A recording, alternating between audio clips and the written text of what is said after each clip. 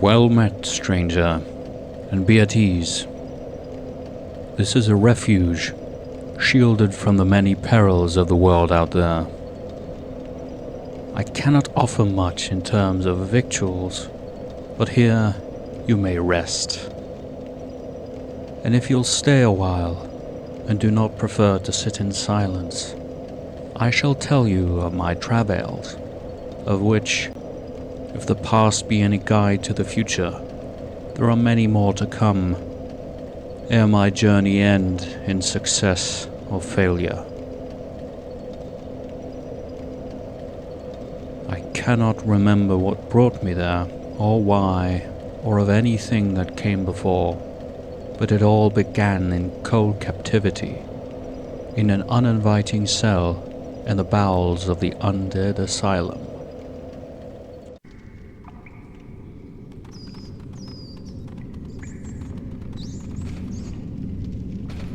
Yes, indeed. The dark sign brands the undead.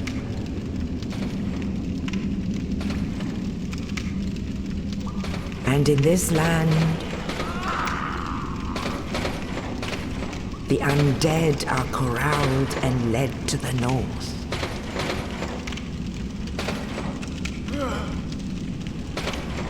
Where they are locked away to await the end of the world.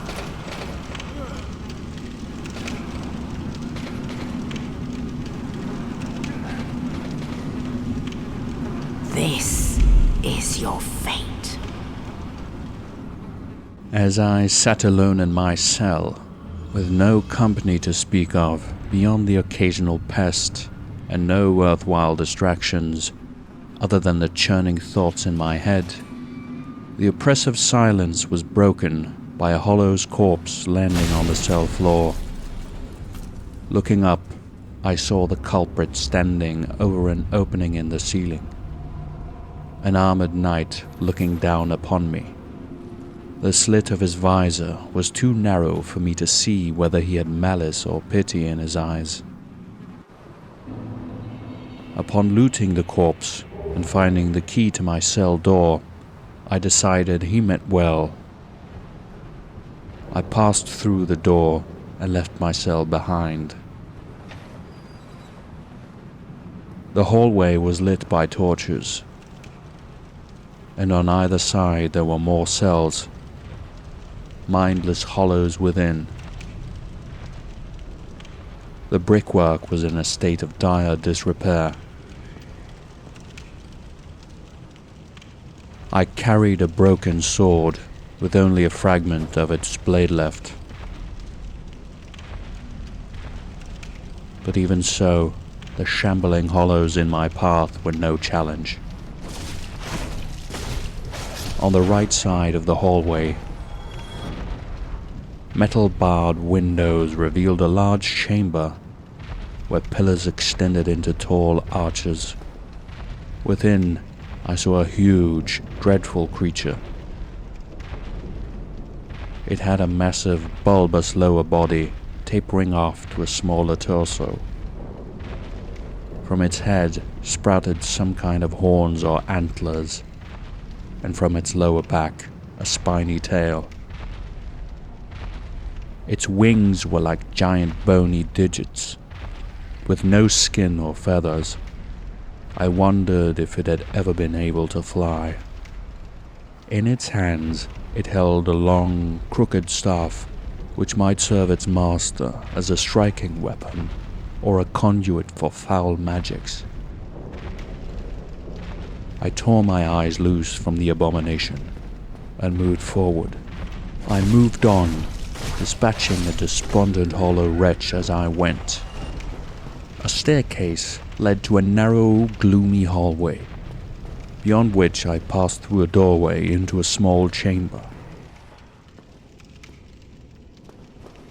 It was partially flooded, and with water up to my knees, I killed yet another hollow. Though mildly gratifying, I had a nagging sense that these killings were somehow wrong.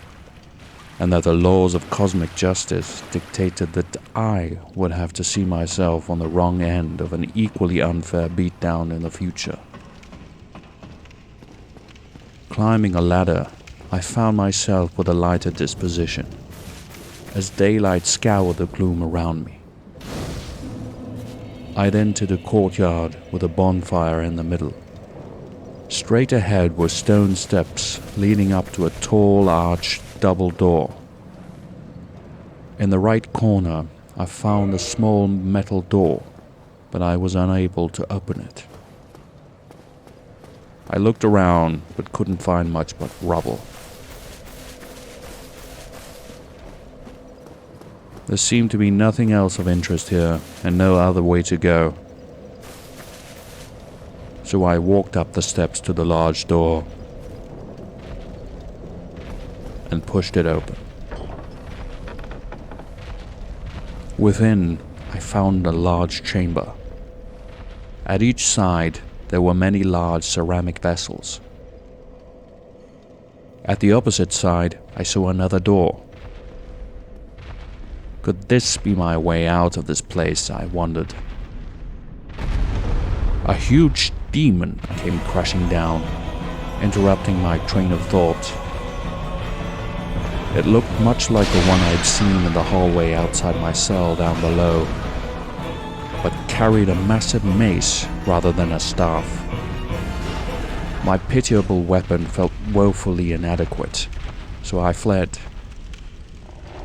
I found a portal I ran through, and once I had passed, a gate slammed shut, blocking any pursuit.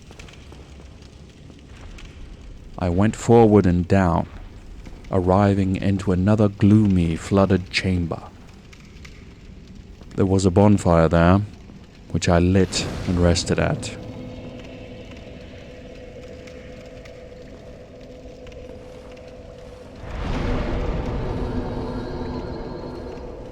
Moving forward, I found a passage exposed to the open air, with an unkind stranger at the other end, firing arrows at me. I quickly dodged into an open cell on the left, and found a corpse holding a small shield. Its current owner didn't seem overly attached to it, and it would be a pity to let a useful thing go to waste, so I took it as my own. Holding it in front of me, I went forward towards the bowmen, who began fleeing. As I pursued, I found another corpse, this one holding a weapon I could put to use. It was a bandit's knife, more to my liking than the poor excuse for a sword I held. Dagger in hand, I continued my assault, and my quarry was soon laid to rest. I went on, up, and through a passage leading to a barrier of white light.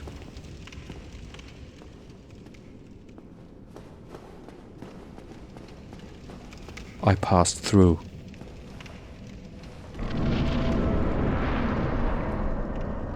Straight ahead, through a blocked metal gate, I saw a knight sitting in the dark. Was this the very same who had delivered me the key to my freedom? Exploring further, I could see I was once again looking at the courtyard with a large door, this time from a higher level. I took a left and found only a broken, impassable set of stone stairs. I went back and tried the other way, where I was able to go down and open the door leading back to the courtyard and the bonfire there. I went up again, where I was struck by a large boulder coming down on me. On the landing above, I found the hollow who had pushed it down, and after engaging in combat, I was able to exact my revenge. Further back on the landing, I found a gate, but it was locked. I went back down to find that the boulder had smashed a hole in the brick wall. I entered the chamber beyond and found my vised benefactor. He then spoke to me. Oh, you. You're no hollow. Thank goodness. I'm done for, I'm afraid. I'll die soon, then lose my sanity. I wish to ask something of you. You and I are both undead.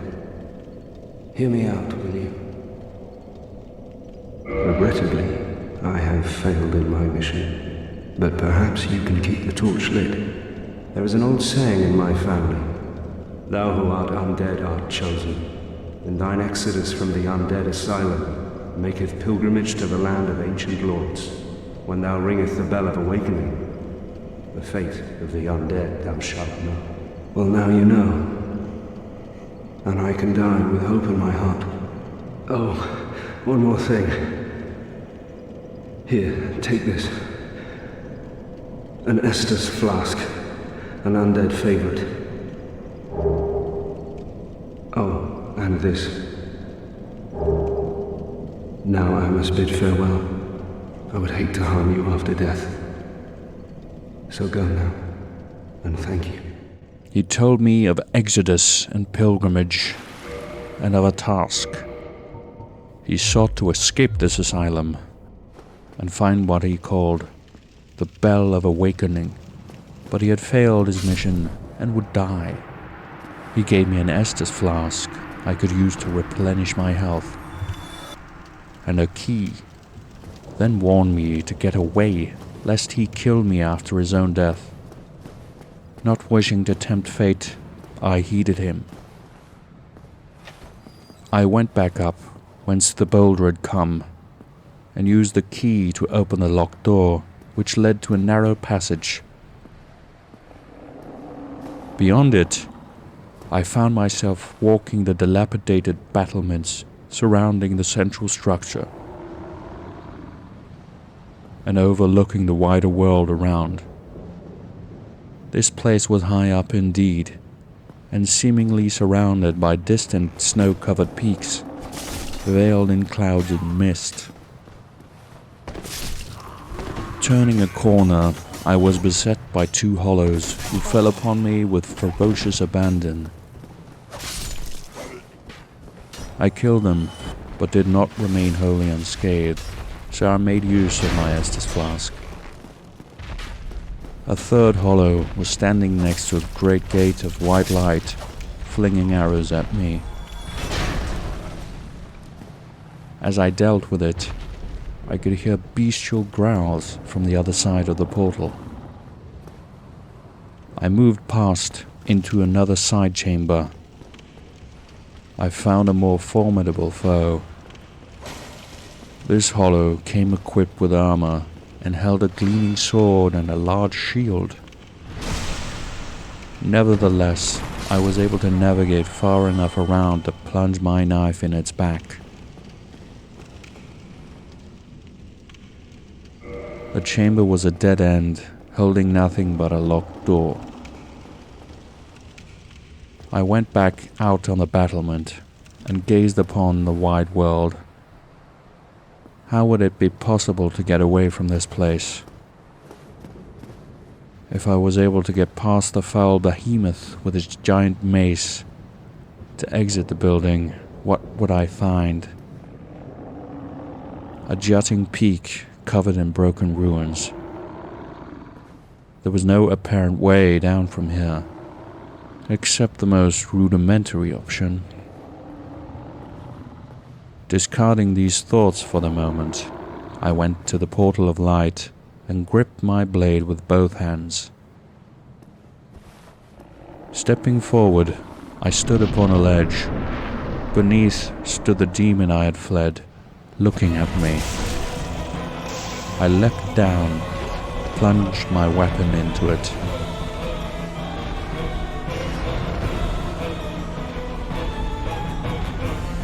Angered, it came at me with its scraped mace.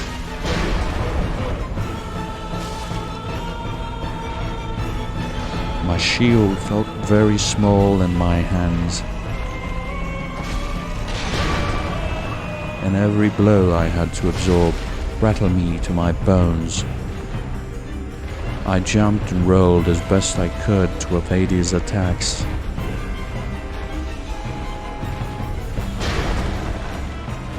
And took whatever opportunity I could find to inflict him with the smallest slash. Thankfully, I was able to avoid being crushed by either his hammer or his massive bulk.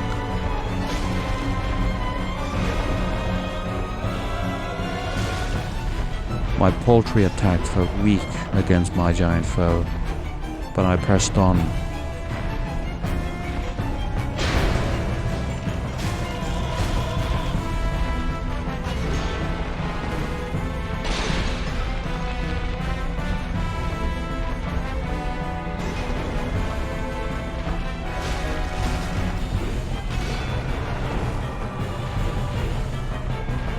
Ultimately, the sum of my efforts proved adequate, and the demon was vanquished.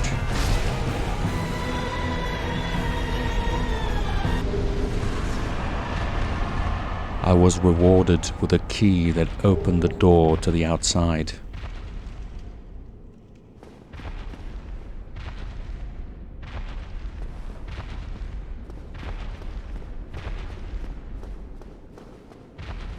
I was out of the asylum.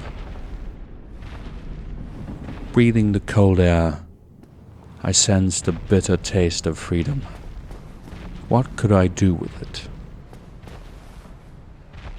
Ahead of me was the path to the peak, surrounded by crumbling ruins, broken brickwork, uneven steps. I walked up, looking at the neglected gravestones on either side. Would one be made for me if I failed or gave up? Looking around, I was disposed to clutch at any straw of hope if there was one. My search revealed a corpse hidden in a niche. Generously, it surrendered its belongings to me. I took it and moved on. Onward and upward. Once more, I observed the peaks in the distance. If only I could do like the demon and grow wings from my back. There was no other path but up, so up I went. Perhaps this would be the time to attempt a leap of faith. After all, I am undead. As I approached the edge of the peak, I was suddenly beset.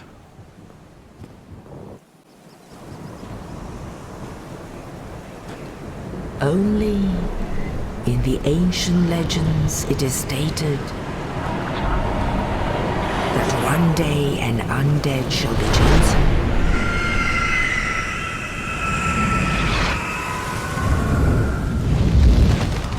to leave the undead asylum in pilgrimage to the land of the ancient lords. Lordran. The great bird carried me away to the distant land of Lordran.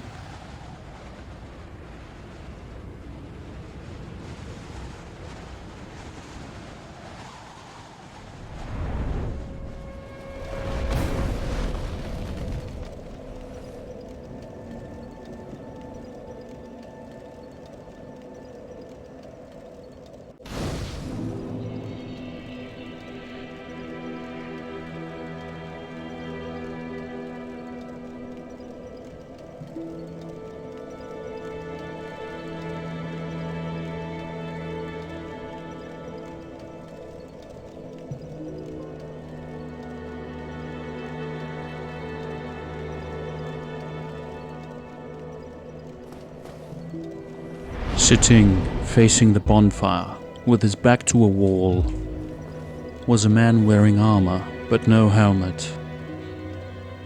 After resting at the bonfire, I went up to him, and he spoke to me. Well, what do we have here? You must be a new arrival. Let me guess, fate of the undead, right? Well, you're not the first, but there's no salvation here. You'd have done better to rot in the undead asylum. But too late now. Well, since you're here, let me help you out. There are, actually, 2 bells of awakening. One's up above in the undead church. The other is far, far below, in the ruins at the base of Blight Town. Ring them both, and something happens. Brilliant, right? Not much to go on, but I have a feeling that won't stop you. So, off you go. It is why you came, isn't it? To this accursed land, the undead.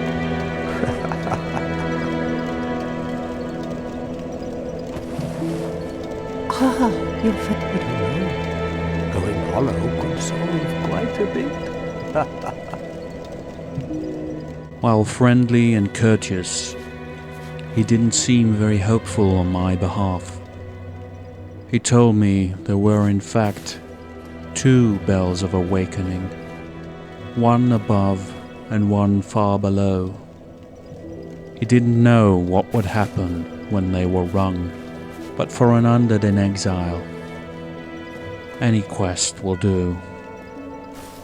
Pondering what path to take, I decided to look around the place before setting out. Much like the undead asylum, this place was comprised of the ruined remnants of once great buildings. But at least in this place, the greenery covering much of the crumbling stonework made things feel not quite so dead. In my search, I found various items lying around, including some firebombs. I ran into another man, a somewhat rotund fellow, carrying a morning star and a shield. Hello there. I believe I am Petrus of Thoroland. Have you business with us? If not, I prefer to keep a distance, if possible. Hello there. I realize that I have requested that we retain our distance, but I also want you to know that it is not meant in ill will. Here, take this, as a token of peace. No, go ahead. It's for you. He called himself Petrus of Thoroland, and seemed quite standoffish at first. But he regretted himself, and offered me a copper coin as a token of peace. Despite being alone, he spoke of us, so I reckoned he was waiting for others who would join him. Perhaps they too would venture on a quest. In any case, I took a liking to the man, for he seemed to be a man of strong conscience, and I wouldn't be surprised to learn he knew well how to swing that morning star. After meandering around, exploring various nooks and crannies, I went back, first towards the bonfire, then took a turn and came to the entrance of the central building of this place. It appeared to have once been a church. At the far end, there was a platform where an image was carved into stone.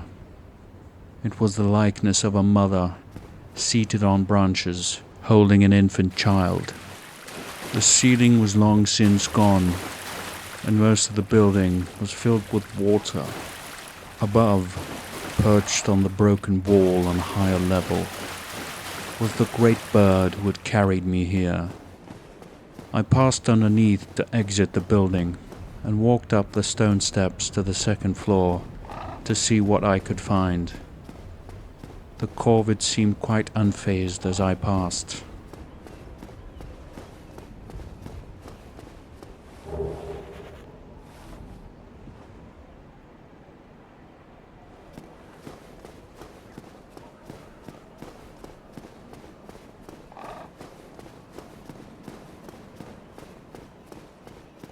To the left of the building, there were many graves crowding the cliffs overlooking a walled city below. A shiny item caught my fancy, but as I jumped down to fetch it, the strangest thing happened. Scattered bones rose up from the ground and assembled themselves into a pair of animated skeletons. As I tried to separate myself from them, another pair began to rise up. Feeling unprepared for this ambuscade, I ran through the church to seek refuge in the warmth by the bonfire. I was ready to leave, but not quite certain what path to take, so I went back to the despondent warrior with whom I had spoken earlier. What? Restoring your Well, there are a few ways to go about it. Collected bit by bit from corpses. Or you can butter up a cleric. And the quickest way, although I never do, is to kill a healthy undead and pillage its humanity.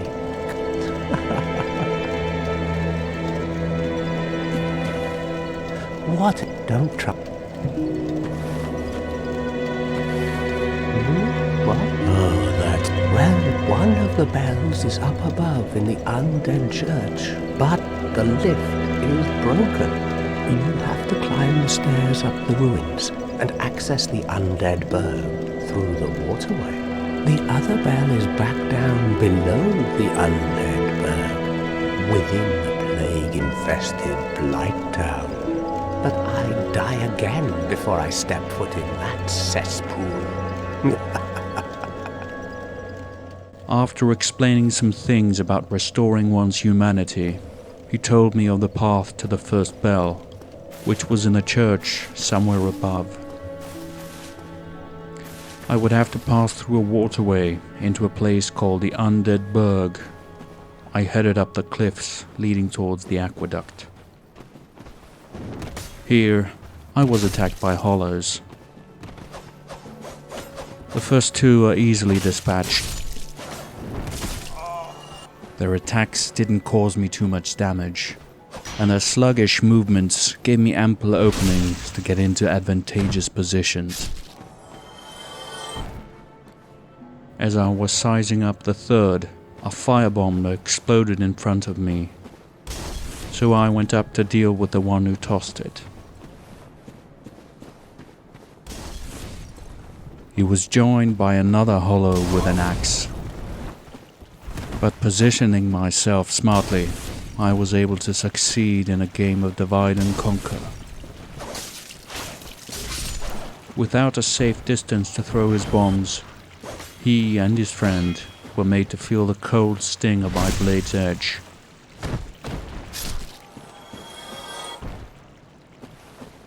I made quick work of another, standing guard outside the entrance of the waterway.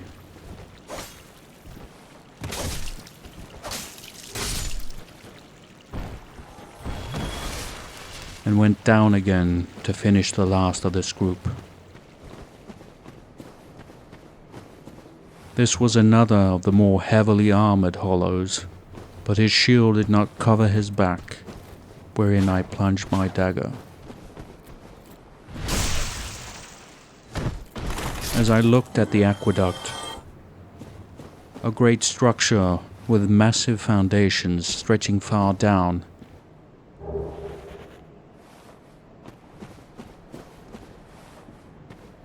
I could see there was a corpse with an item on a lower level.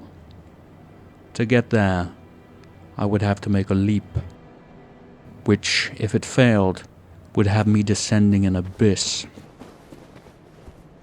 My greed defeated my caution, and I made the jump successfully. I was rewarded with a ring and the chance to look around the valley from another vantage point. I could see it was very deep, and the cliff sides were fully vertical. It was like the land had been cut, like a log by an axe. The depth of the valley seemed endless.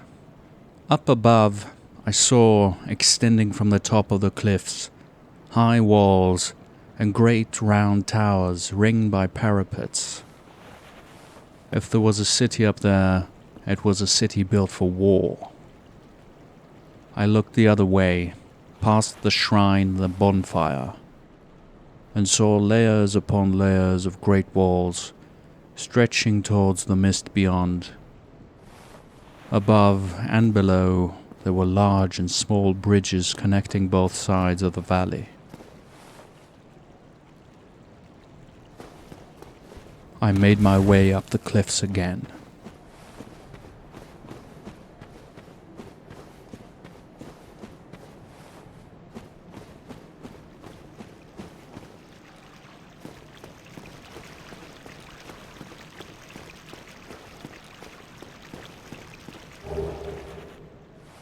I entered the interior of the waterway, and the first thing I saw was a giant rat doing something to a corpse. As I killed it, I could see it was hideous and disfigured, its eyes only whites with no pupil.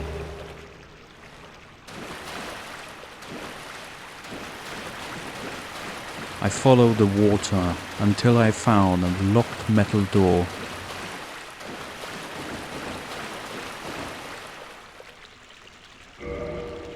Then went out a side entrance, then up a narrow flight of stone stairs. I had reached the undead burg. As I stepped onto a stone roof, a greeting party of belligerent hollows revealed itself to me. I had come to expect that such company and not much else would be found inside just as outside. But I couldn't help but feel somewhat disappointed. I'm no craftsman, and my judgment in matters of architecture is of little worth. But surely the massive walls and towers I had observed from the outside must be the work of centuries, if not millennia. I doubted the ability of my adversaries to appreciate the vast effort that must have been required to make even the buildings immediately surrounding us. I admit I failed to pay proper respects to the place myself, as I went around smashing barrels and crates, just in case something useful might be found within. No reward to be found, except for the childish joy inherent in destruction for its own sake. I went through a gate of white light into another building, and continued my assault on destructible wooden things.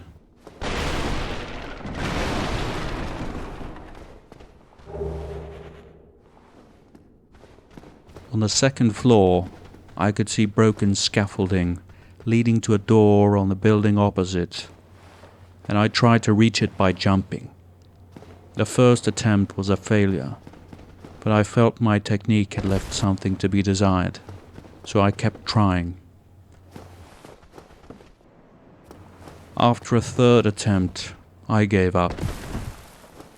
My weary bones were not quite as spry as I had thought. I went out of the building through another exit, and as I was about to step onto a walkway, a terrifying bellow gave me pause.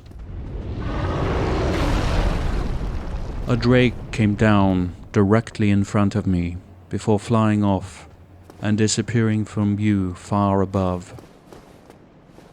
For a moment, I felt terribly small and insignificant, though I suppose that, while under the possible scrutiny of such a terrible winged beast, that would be preferable to appearing as a great and fearsome warrior. I laid such thoughts to rest as I proceeded past the walkway to the next rooftop. It seemed the hollows here had put together a more thought-through plan to deal with irksome invaders. While one of them stood some distance away, firing crossbow bolts unhindered from a raised vantage point, others came at me, swinging their blades. Under the constant barrage of bolts, I was struck multiple times before I was able to finish off the last of the brawlers.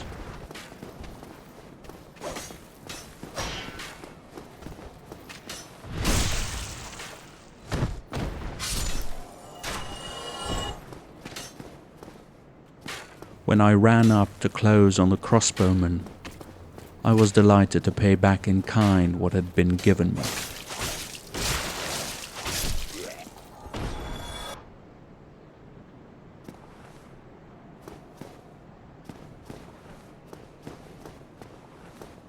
On an adjacent rooftop, I was made acquainted with yet another battle tactic.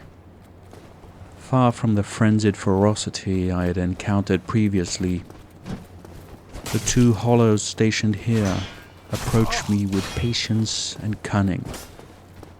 Clad in armor and holding large shields in front of them, they were well poised to deflect my dagger blows, poking or swinging at me with their long spears while giving me few openings to hit them back. Adapting my own approach to mirror theirs, I was slowly able to overcome their defenses to land successful hits. One after the other, the hollow soldiers met their inevitable doom at my hand, though they did considerable damage to me in the process.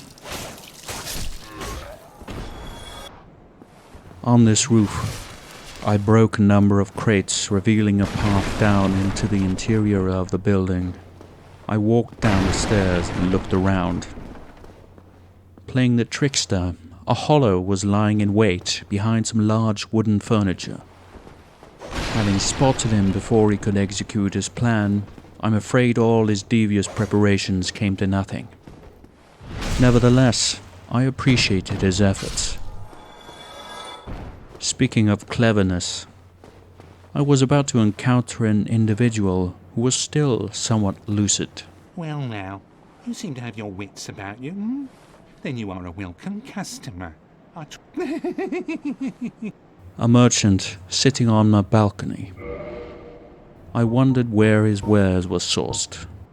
Perhaps, if my ambitions exceeded my abilities, my gear would inevitably end up on display for the next blustering adventure to peruse. I purchased a key from him, intrigued by the potential of hidden secrets to be unlocked. Things are getting treacherous in these parts. A horrible goat demon has moved in below, and up above there's that humongous drake and a bull demon too.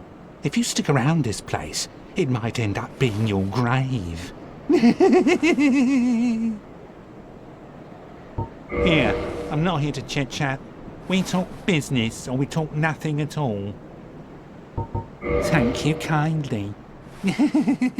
He served up some rumors too, about a goat demon below and a bull demon above, and also mentioned the drake I had seen with my own eyes, so I couldn't pretend the big lizard had been a mere hallucination. Oh well, such is the life of an adventurer. And such creatures are there to be slain, if childhood tales hold any veracity. I did not regret my current challenges being comprised of the most mundane of enemies, rather than enormous winged beasts who probably breathe fire. I cut down yet another pack of hollows dressed in rags.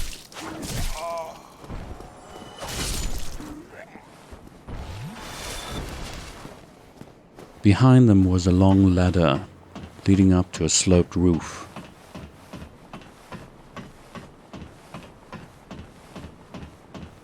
I took a bunch of throwing knives from a corpse lying near the edge. when I realized this was the building from whence I had tried my unsuccessful jumps. From this height, I easily made it, and was able to explore what had eluded me before.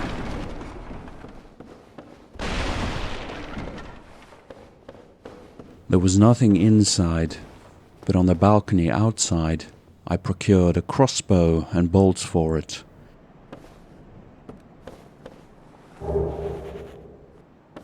I jumped down to the roof I had first arrived at from the aqueduct, and decided to do a little more exploring.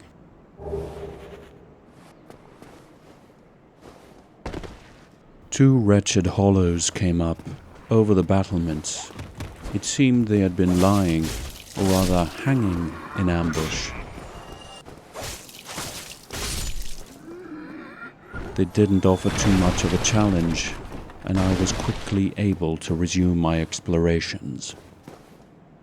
I went over a small bridge, and through a building. I noticed more hanging hollows here, and before they were able to crawl up, I cut two of them down by hacking at their fingers. The next two were equally unimpressive.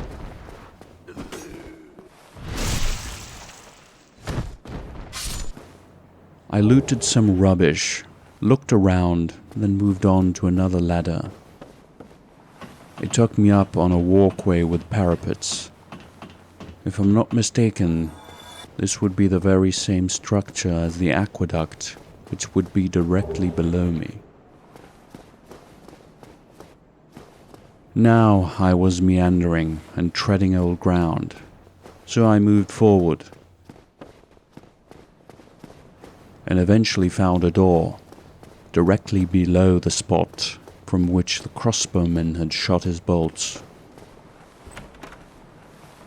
I was able to use the key I'd purchased from the mad merchant, and was rewarded with a wooden shield looted from a corpse on a small stone balcony.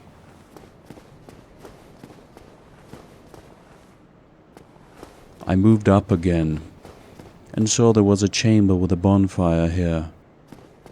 But as I was about to enter, I was distracted by a sound. Looking up to find the source, I could see there was a hollow flinging firebombs towards me, but he was too far away, and the trajectory was blocked by small spired buildings. I went into the chamber with the bonfire. There was a stair along the wall, but it was broken halfway up to the next level.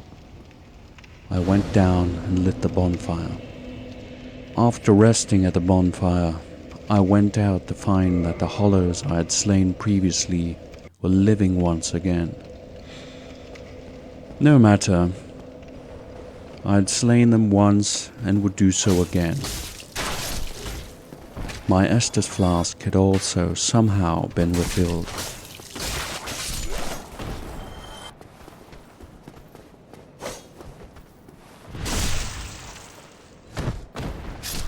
I ran across the bridge to avoid the assault of the firebombs, as there seemed to be several hollows throwing them.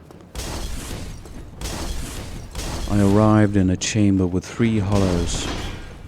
I slashed at the first 2 and went down without much fuss, and delivered a backstab when the 3rd. I looked around the chamber and saw a metal gate, but it seemed I would have to get around to the other side in order to open it. I went outside again and into another building. There were tables here, one with books and others with candles, cutlery and plates, as though dinner was just about to be served. This might have been part of an inn or some such establishment once. The guests didn't seem to be waiting for dinner as much as for a brawl. Once again, my cautious demeanor preempted the crude attempt at subterfuge these hollows presented. I walked up into another room, in which I found a large chest. It wasn't locked, so I opened it and added a clutch of black firebombs to my arsenal. I exited this fine establishment and walked around a corner and up a stairway. 3 more hollows again. The first 2 came at me, swinging action sword, while the third stayed some distance behind, throwing firebombs. I used the narrow staircase as a bottleneck to engage them one by one, but overconfidence let me take a few hits before I was able to land my killing blows.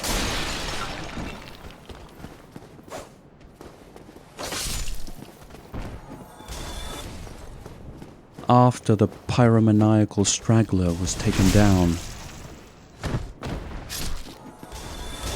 and grabbing some loot from the fallen, I found a small ladder leading up to a rooftop. Here, I saw 3 hollows standing on wooden scaffolding. These were the ones who had been flinging firebombs at me when I crossed the bridge below. They were slowly moving towards me and occasionally pelting me with grenades. So I found it to be somewhat of a challenge, getting close enough to attack without munitions exploding in my face. After weaving back and forth to deliver my slashes and finally ending them, I walked up to their station and snatched some loot from a corpse.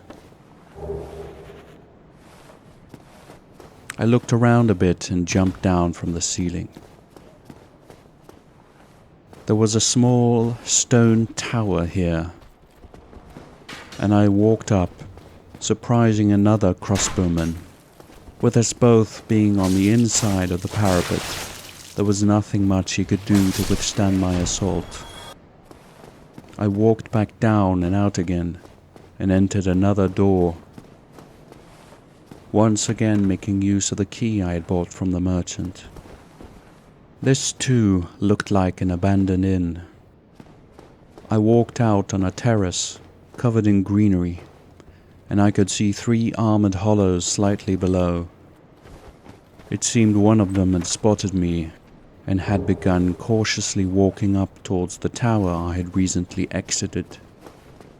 I went through the building again and squared up against the spear-wielding hollow that had been in leisurely pursuit.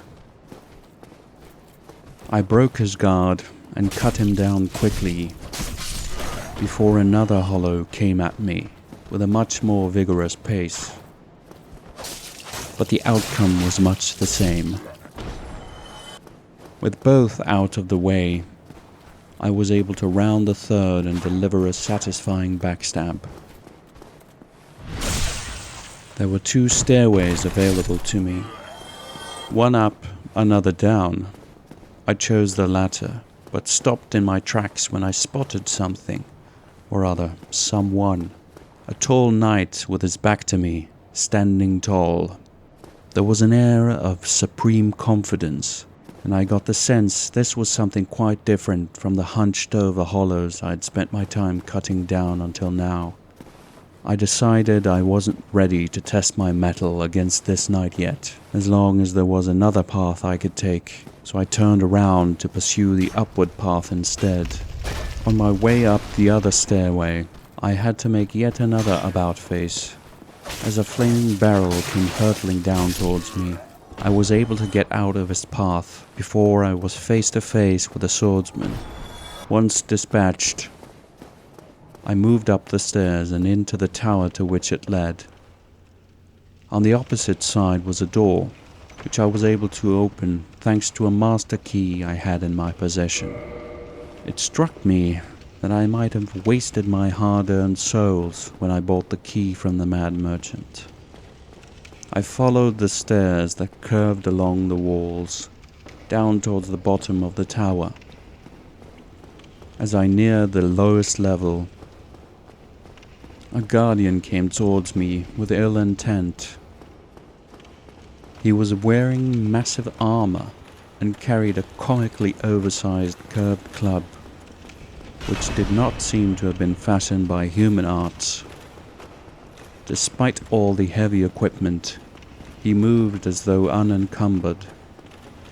Whoever this was, his strength must be superhuman. I decided this too was not a fight I was ready for, so I ran with tail between legs, as it were, back to the bonfire. Feeling disheartened to discover my pusillanimous tendencies in the face of actual threats, I endeavored to increase my confidence by going on a rampage.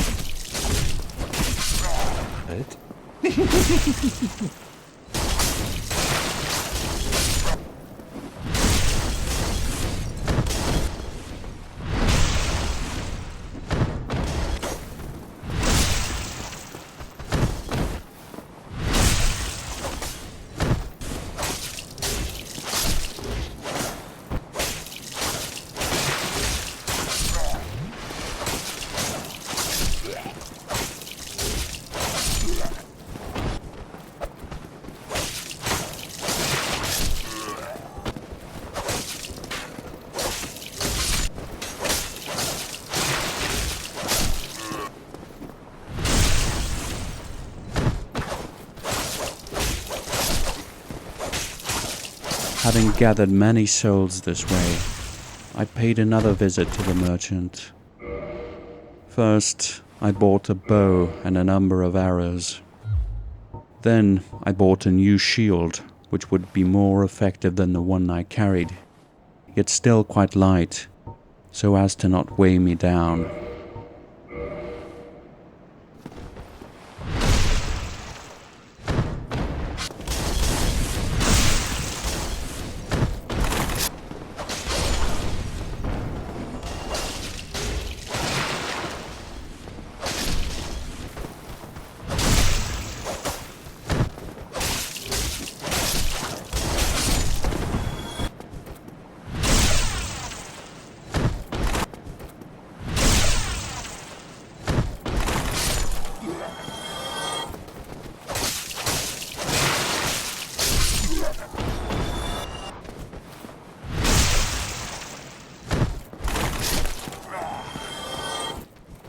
I continued my indiscriminate killings on the way to the tower.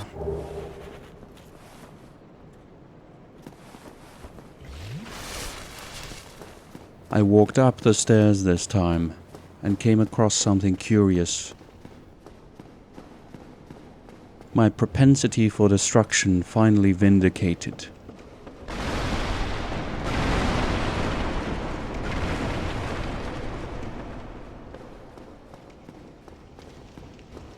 A creature appeared as I crushed a large wooden barrel. It looked like a fat little salamander, with a back like a shimmering precious stone. It was quite quick and tried getting away from me, but I pursued, and my persistence paid off. Upon killing the creature, I was rewarded with shiny stones that seemed valuable. Perhaps I would meet someone who can tell me just how valuable, or to what use they could be put. I moved on, up towards the top of the tower, where the only path available to me was through a large gate of white light. Something felt ominous about it, like I had reached a precipice. My thoughts went to the huge drake I'd seen up close down in the berg. I had used more Estus than I would have liked, so I decided to do the tedious trek back to the bonfire before returning here and braving the unknown. Impatient in my desire to get back to the portal, I decided to make a run for it, past all the wretched hollows in my path. One of them struck me, but no matter, I felt ready enough to face my next challenge, even though I'd have to use one of my Estus charges first. I made it back to the portal and stepped forward. My prudence proved providential, for the backward path was now blocked. I was standing on top of one of the massive walls I had seen from down in the valley. The path led forward to another tower, this one also with a portal of white light. I saw a ladder leading up to the top of the tower and climbed up it. Good thing I did, because there were 2 crossbowmen here, who surely would have been a nuisance if I moved forward with them facing my back.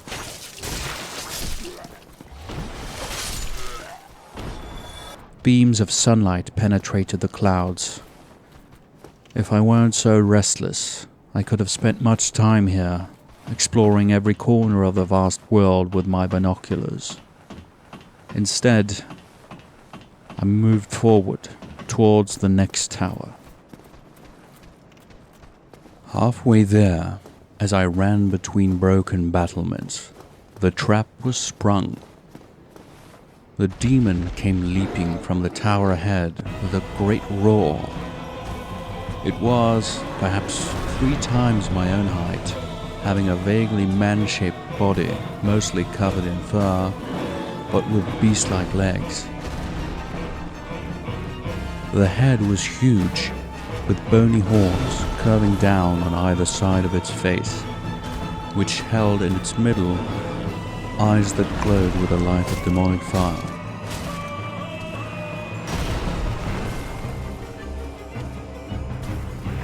With its huge forelimbs, it wielded a gnarled great axe, not of wood or metal or stone, but perhaps wrought from the bones of some behemoth.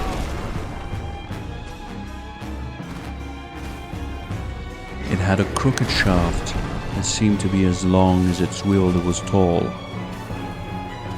The axe head was huge, but it had no edge, as it seemed to have been blunted so much as to resemble something more like a hammer than an axe.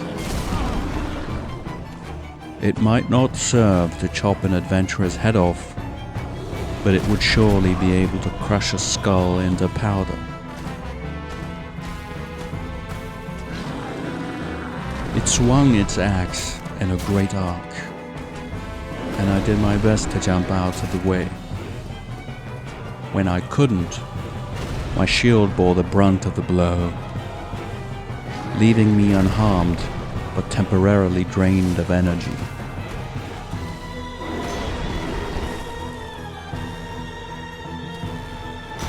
In hindsight, my shield purchase had been a wise one, for I expected many blows to land before this foe was felled, unless it felled me first.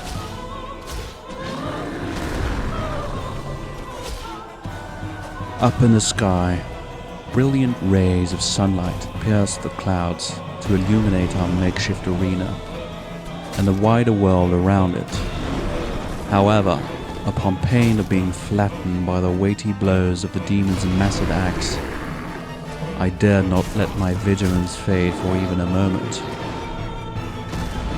Under happier circumstances, I would rather have spent my time basking in the radiant glow. Would that I had taken a moment when on top of the tower. Alas. Despite the open view of the world around us, this environment felt quite cramped. The small distance between the parapets on either side left little room for maneuvering.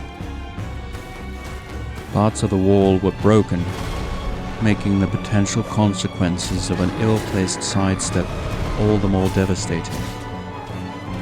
And so my search for an advantageous position seemed difficult. As when a great storm is raging and the place most still is in its very eye, So I found the safest place to make a stand to be as close as I could get, nearly in between the beastly legs.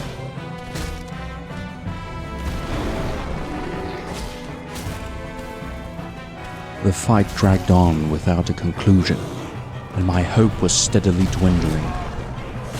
However many times I hit the demon, it hardly seemed to make a difference, and my supply of Estus was quickly running out. My mind was racing, trying to figure out some trick or ruse I could employ in order to turn the odds in my favor. I came to think of something I had looted down in the burg earlier. Some gold pine resin. Apparently, this stuff could be smeared on the blade of my weapon, infusing it with the power of lightning. I had also acquired various firebombs. Perhaps those would bite on my tireless adversary. Alas, that I had not come to this fight better prepared, because I was more than hard-pressed just trying to stay on my feet. Rummaging around in my pack to find these things, I did not dare. If I were to stand victorious, it would have to be with the help of blade and shield, and naught else. So I pressed on, delivering yet more of my puny slashes. In my desperation, I let one of his blows fall without my shield blocking it, and with this, I was truly on my last legs. One more such hit would certainly mean death.